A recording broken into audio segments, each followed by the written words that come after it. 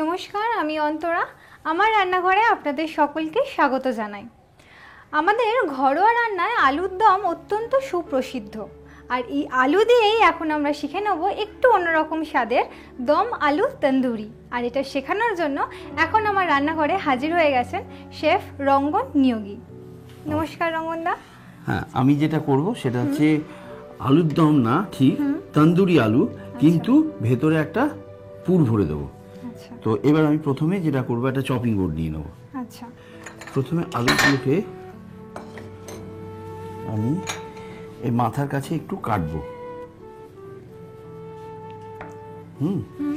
এরকম কেটে নিলাম।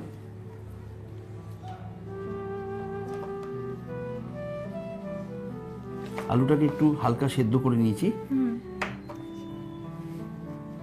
এইবার যেটা করব সেটা একটা চামচ নেব, ছোট চামচ, এই চামচটাই নিই। এই চামচটা দিয়ে আস্তে আস্তে আলুর ভেতরটা একটু কুড়িয়ে বার করে ফেলবো।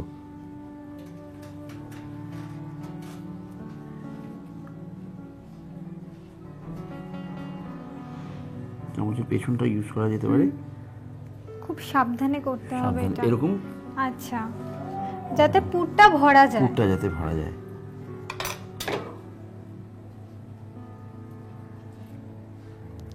এবার যেটা করতে হবে সেটা হচ্ছে আমরা পুরটা বানাবো। আচ্ছা, পুর বানাবার জন্য একটা ছোট মিক্সিং বোল লাগবে। এটাতে হয়ে যাবে না? এই বোলটা হয়ে যাবে। এর মধ্যে আমি দেব ধনে পাতা, আচ্ছা, পুদিনা,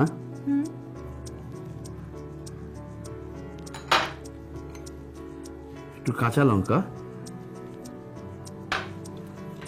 একটু সাইট্রিক অ্যাসিড টক করার জন্য, 2-4টে দানা, একটু চিনি, আচ্ছা,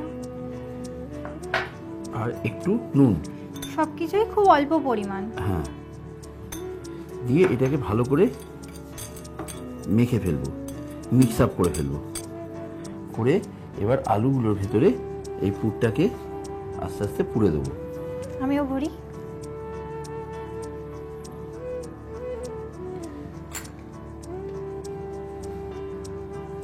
দেখো, ঠিক আছে? হ্যাঁ, একদম পারফেক্ট। ভরে দিলাম। এবার পুরের কাজ হয়ে গেল। এবার আমাদের যেটা করতে হবে, তন্দুরি মশলাটা তৈরি করতে হবে। তার জন্য একটা মিক্সিং বোল লাগবে। আচ্ছা, তুমি এটাতে কি কি দেবে বলো? এতে দেবো, তুমি দিতে থাকো, টক দই। আচ্ছা, পুরোটা? হ্যাঁ, পুরোটা। এখানে কতটা টক দই রয়েছে? 100 গ্রাম। আচ্ছা, তারপর?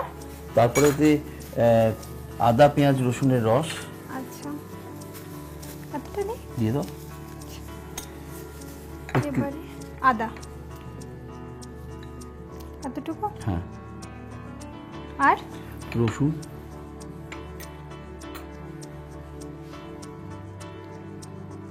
অতটা না, একটু সামান্য দাও। একটু চিনি। হ্যাঁ, এতটা নেই? আজওয়ান গুঁড়ো আচ্ছা, অল্প একটু, ব্যাস। হ্যাঁ, এবার তন্দুরি মশলা। হ্যাঁ, দাও, আর একটু দাও। হ্যাঁ, এবার দেবে নুন। এতটা? হ্যাঁ, লঙ্কা গুঁড়ো, ওটা পুড়ে গেছে। এতটা দিই? হ্যাঁ, যথেষ্ট। ব্যাস, এবার এটাকে আমরা ভালো করে মিক্স আপ করে নেব, মিশিয়ে নেব। এটা কি একটু ঝাল ঝাল হবে? এটা একটু টক ঝাল হবে। মশলাটা ভালো করে মিশিয়ে দিলাম। মেশানো হয়ে গেছে। এবার এর মধ্যে আলুগুলোকে চুবিয়ে দেবো আস্তে করে।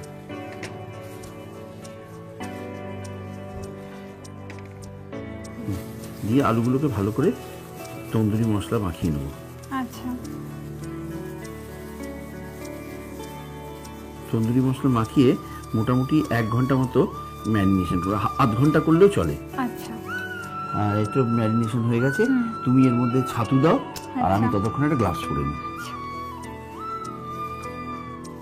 বলো কতটা ছাতু দেবো? দাও, 2 চামচ দাও। আন্দাজ করে দাও না, দেখি কতটা দিতে পারো। হ্যাঁ একদম পারফেক্ট, দিয়ে যাও, আর একটু দাও, ঠিক আছে। ব্যাস এবার হ্যাঁ। রেখে দাও, আমি আসছি এবার। মশলাটা গায়ে কীরকম লেগে যাচ্ছে আলু, দেখে নিচ্ছি মশলা। এবার আমি শিক নেব,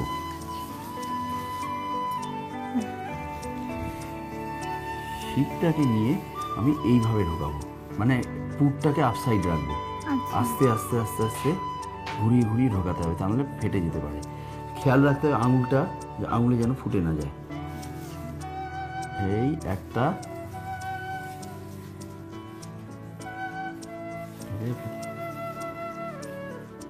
খুব সাবধানে এটা করতে হবে। দুটো, এটা বোধহয় পড়েই যাবে, তিনটে,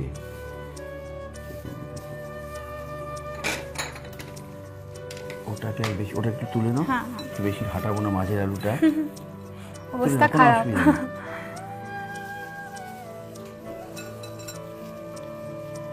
হ্যাঁ, এবার মশলাটা সরিয়ে দিই, গ্লাভসটা খুলে ফেলি, তুলে নিয়ে আসি। এইবার আস্তে আস্তে আস্তে এটাকে গ্রিল করতে থাকবো।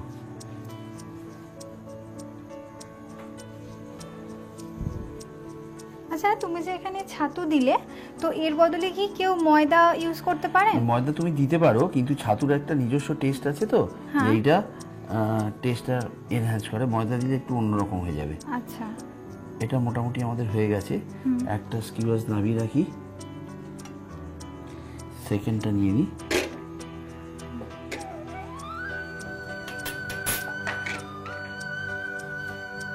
এটা শক্ত কাঠি দিয়ে গেঁথেও কি করা যেতে পারে? হ্যাঁ, শক্ত কাঠি দিয়ে গেঁথেও করা যেতে পারে। হ্যাঁ, এটা এবার হয়ে গেছে, নামিয়ে দিলাম। এবার যেটা করবো, একটা ইনগ্রেডিয়েন্টস আমাদের পড়ে রয়েছে, সেটা হচ্ছে ঝুনো নারকেল গুঁড়ো। আচ্ছা। এই নারকেলটাকে আমরা এর উপরে ছড়িয়ে দেবো। নারকেলের ছড়িয়ে দিয়ে এর উপরে আমরা খাওয়ার সময় লেবুর রস আচ্ছা। আর তন্দুরি এই চাট মশলা আচ্ছা। দিয়ে দিতে পারি। আচ্ছা। আমাদের তন্দুরি আলু রেডি। গ্যাসটা অফ করে দাও। গ্যাসটা অফ করে। তাহলে আমাদের রেডি দম আলু তন্দুরি। আর দেরি নয়, চটপট রান্নাঘরে যান আর এটা ট্রাই করুন। আর আমাদের তার সাথে ওয়েবসাইটে চোখ রাখুন। ততক্ষণের জন্য খুব ভালো থাকুন, সকলকে ভালো রাখুন। নমস্কার।